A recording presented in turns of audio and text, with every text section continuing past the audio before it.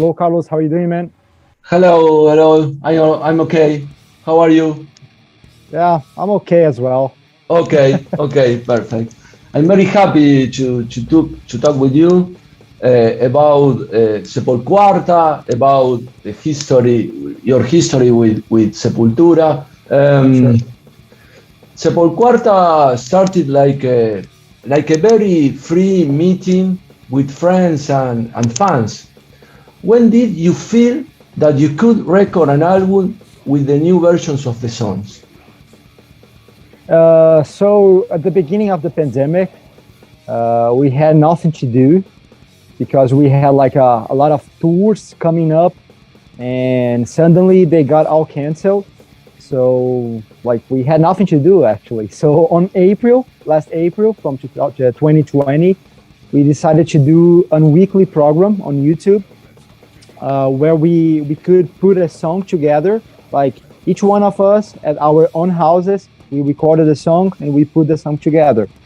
After doing that for 2 or 3 months, we got tired and we decided to invite some friends to play with us, some musicians friends.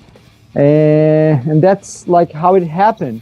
And actually during the process, we didn't have the idea to turn this into an album, it never came to our mind.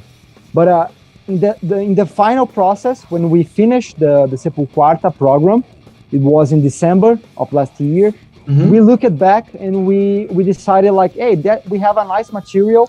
Why we don't release an album with that? So we spoke with all the guests, all the musicians that played with us, and they said, okay, yeah, they really wanted to make part of it, So it was like a natural process. Mm-hmm. You played with a lot of musicians in these songs, and I think that most of them are brutal versions right now. In your opinion, what songs sounds better than the original versions? That's really hard to say, man. But there is one specific song, "Hatred Aside," that we did this song with the girls from Brazil, Fernanda Lira, Angélica Burns, Mayara, and they brought a very different touch to this music, to the song, And I think it's not like a better version from the album, but it's a really good version. I can tell you that. And what else? Hata Mahata, I really like the version of this one that we did this time. I invited some Brazilian drummers, Charles Gavan and João Baroni. João Baroni, he plays for a famous Brazilian band called, oh my God, I forgot the name. Paralamas do Sucesso. Oh, Paralamas, yes. Paralamas do Sucesso, yeah, yes. João Baroni. And Charles Gavan, he used it to play for another Brazilian band called Titãs. So that's a very special version for me because I'm playing with two Brazilian legends, two drummers that they were a big influence for me. It was great for you, I think. Yeah, man, definitely. And to get in contact with them and to make this jam with them, that was really cool. Okay. Let's talk a little about Quadra, the last studio album. In a recent interview, Andrea said that the album summarized the musical career of the band. Do you agree with that? What does it mean for you? Yes and no. Why? Because for me, yes, because it definitely has the Sepultura vibe. It's impossible to change the band. So even if we don't want to repeat like old songs or to having similar from the past, we are gonna play something like that sounds like Sepultura. It's impossible to forget everything that the band did before. It's impossible. But on the other hand, I think it's no, because for me it was a different album. When you listen to Quadra, it sounds like a different album. You don't. Sometimes you don't remember the old Sepultura. So we were also trying to achieve a different level, to be a different band, to bring some new music. So I I believe it have like both sides. So both sides, you know, we have like the old Sepultura mixed with the new, or something that we never did before. Mhm. Let's talk a little about you and Sepultura. Your first record with the band was the mediator between heads and hands must be the heart. A long name. What are the difference between this record and Quadra, considering your performance? For example, how do your drum playing change over the years with the band? Oh, that's a good question, man. I remember like when we made the first record, the mediator between head and hands must be the heart. Back there, that was my first album with Sepultura, you know, and I was really anxious. I really wanted to do that, you know, and sometimes I feel that I really wanted to show all my skills in those songs. You know, I was trying to be the best that I could, since it was my first album with Sepultura. And sometimes I think that I overplay at some parts, you know, I'm like playing more than I had to play, or I'm playing like too many notes, you know. So, and for now, like for Quadra, I think the drum parts, they were more rational, you know what I mean. I was trying to find the best drum parts for the songs. I was not only trying to fill all the parts with a lot of notes and to play the fastest double bass that I could play.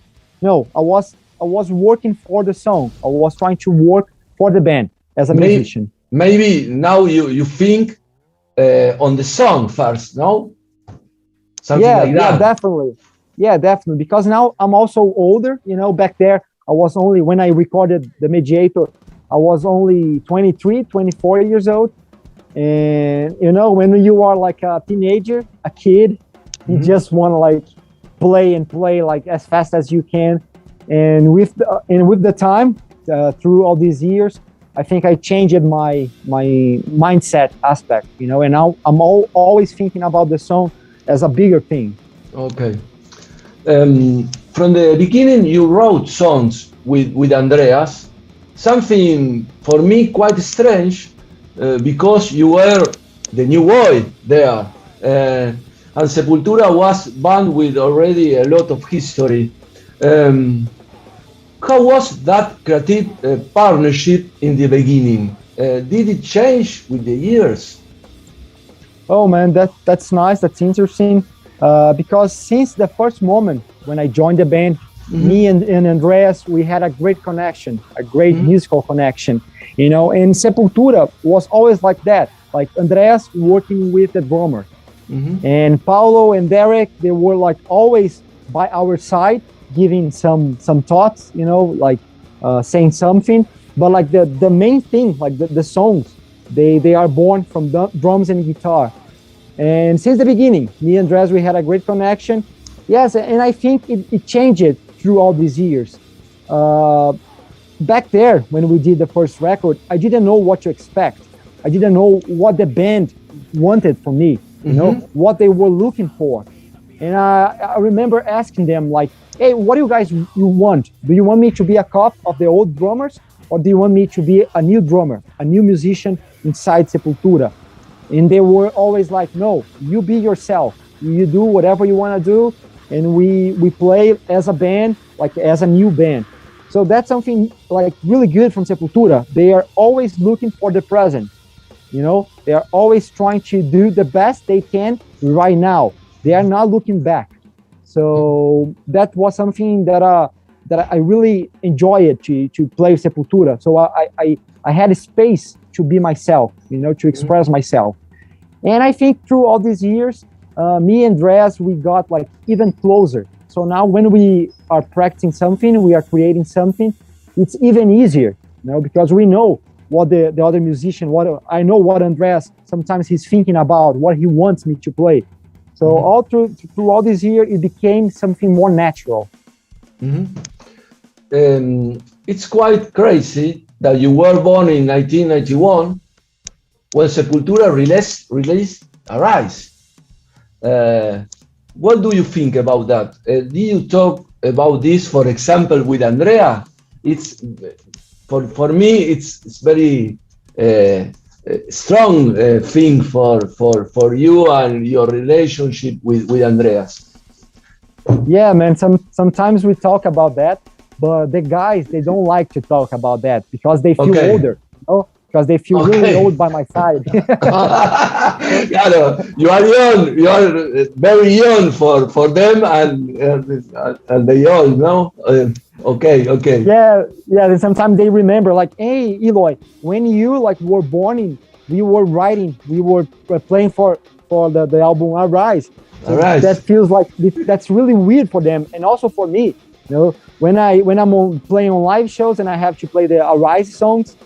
And I feel like, okay, I'm playing right now a song that has the same age that I have. You know? Okay. It's a shock, or no? It's shock, in some kind of shock. Yeah, man. But that's something that's okay. What can we do? You know? Okay. It's great for you, and it's great for the band right now. Yeah, you are here right now, and you are the drummer of Sepultura. Yeah, exactly, man. And we have different influences. You know, the guys like they use it to listen like to more old metal stuff, and I'm the guy that listens to more recent stuff. Okay. So we have this contrast of influences. They are always talking about Judas Priest, Iron Maiden, I don't know, like AC/DC. And I'm always talking about like the recent metal, like Meshuggah, Animals as Leaders, Periphery. So we also have that concept of ideas. Yeah. Okay.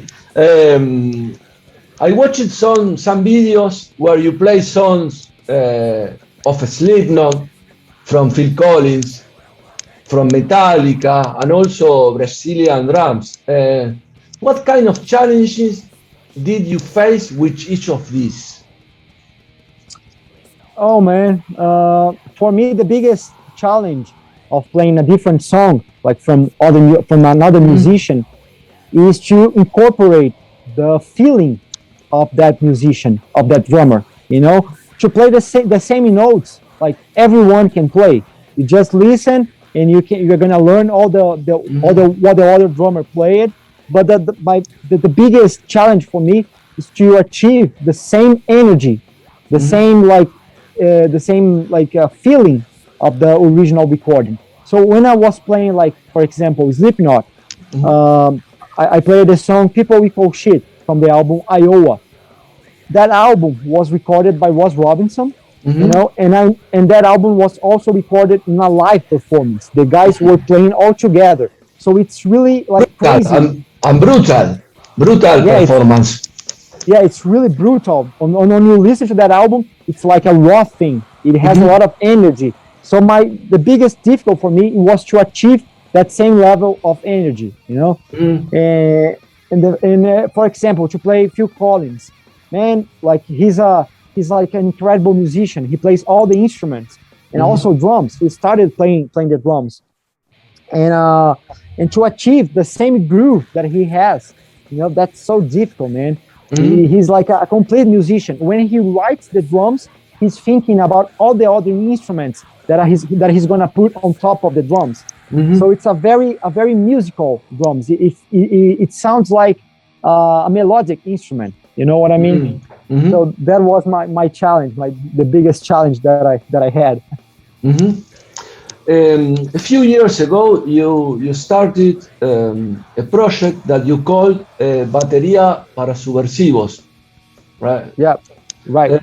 What does it means for you, and why do you want to share your skills with everybody?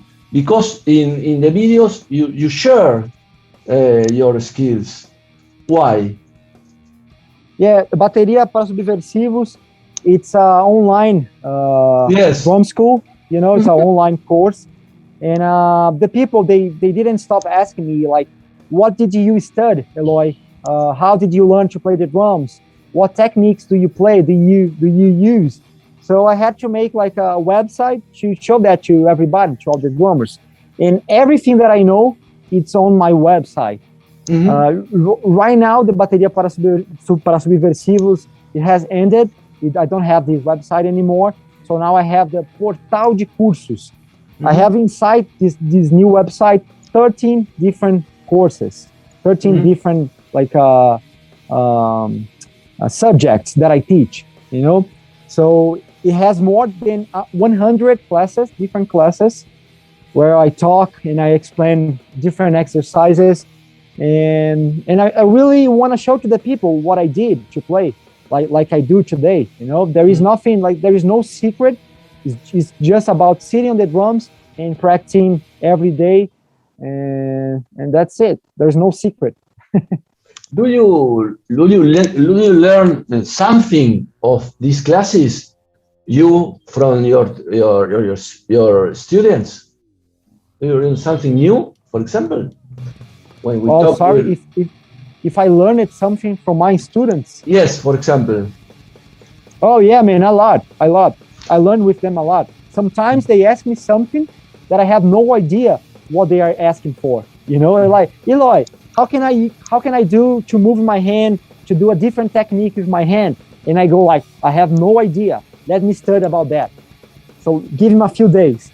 And after 2 or 3 days, I go back to the website. Okay, I studied that, and it's blah, blah, blah, blah, blah, blah. That's what you're gonna do, you know? Okay, so sometimes they force me, they make me study more to learn new subjects to present them. Okay. Last questions, Eloy.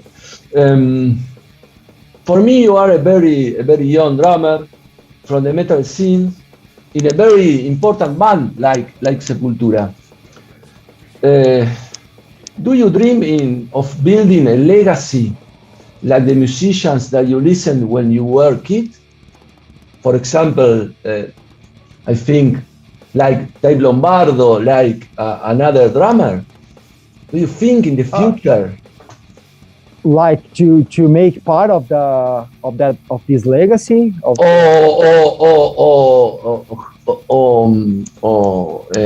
For example, building your legacy for another drummer. Okay. No, man. Actually, I don't think too much about that. You know, I just want to play the drums. I just want to play my instrument. I'm really not thinking about achieve like something different or to get better or to get more famous. That's something that never passed my mind, never came to my mind. I just want to be in the present, you know, playing, doing what I like to do, playing what I like to do.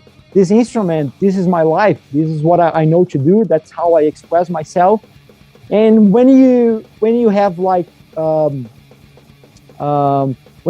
goals when you want to achieve like goals, like really I want to get more famous or I want to get more money with the instrument or with art, this doesn't work for me. You know, the art needs to be free to expand by itself.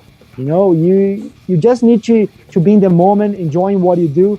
And that's what I do right now. I just want to play, and I just want to be different from what I was yesterday.